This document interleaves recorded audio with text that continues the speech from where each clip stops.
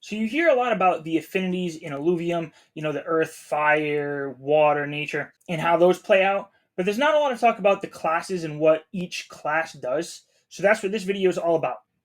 So this isn't like a team I put together. I just threw some Illuvials up here to help explain what I'm about to go through. So there are 5 base classes.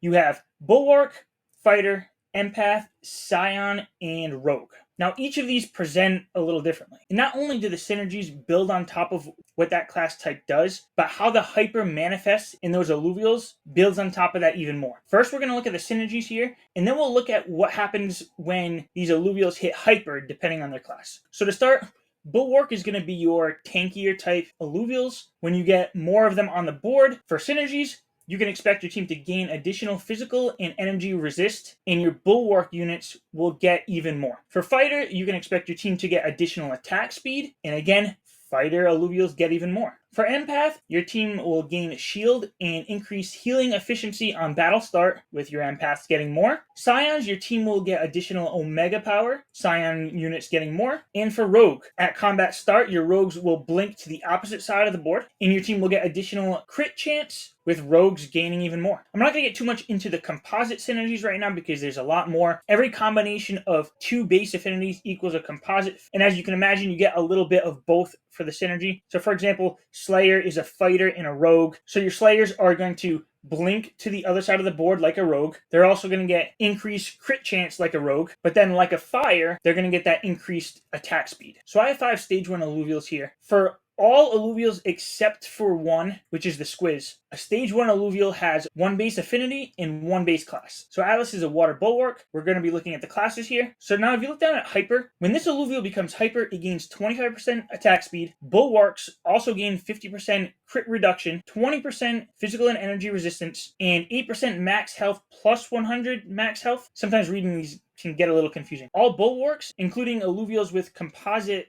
classes that have a dominant in Bulwark, get this same hyper. And I'll explain what that means in a minute.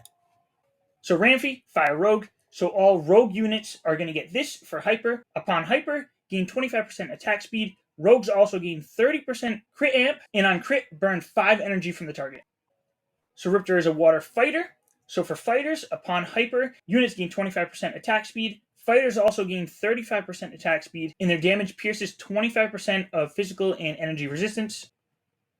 Archie is a nature empath, so for empaths, their hyper will be, upon becoming hyper, units gain 25% attack speed. Empaths also heal allies for 20 health and provide 2 energy per second in a medium area around themselves.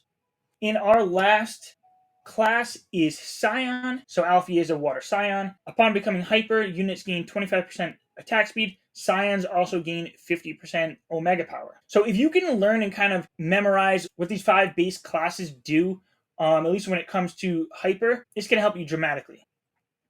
And when it comes to dominance, this is what I'm talking about. So Umbre is a stage 3 Illuvial. So it has a composite affinity, 2 base affinities put together, water and fire put together for steam, and it has a composite class, which is Slayer, which is the combination of fighter and rogue. So now each of these are going to have a dominance. This Umbre right here is a Slayer, but it has the dominance of fighter. So down here, just like the Riptor I showed you, upon becoming hyper, units gain 25% attack speed. Fighters also get 35% attack speed, and their damage pierces 25% of physical and energy resistance. Same thing as Riptor. But here's the difference. I'm going to close out of this Umbre. Let's open up this Umbre. This is now a different version of an Umbre with a rogue dominance. So now if you look down at the hyper here, upon becoming hyper, units gain 25% attack speed. Rogues gain 30% crit amp, and on crit, burn 5 energy from their target. So that hyper lines up more with what we looked at for Ramfy, because it's a rogue. So when you're putting together your deck, don't forget to look at these things. This particular Umbre right here that has a rogue dominance is going to synergize better in a deck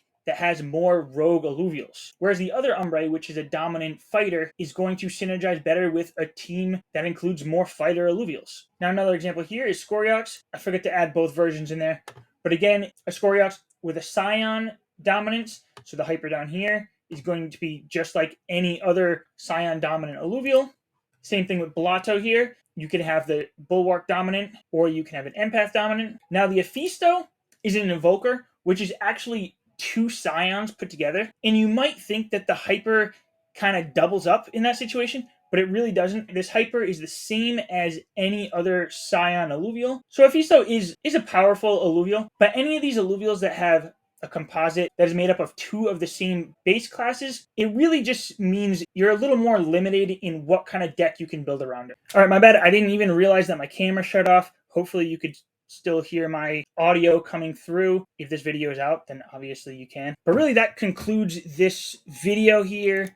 I hope this helps explain classes and composite classes and how those classes manifest with synergies and hyper. If you're looking for a better explanation on hyper and how you get hyper, I have a video out specifically on that. I'll leave a card like right over here in about 3 to 5 seconds.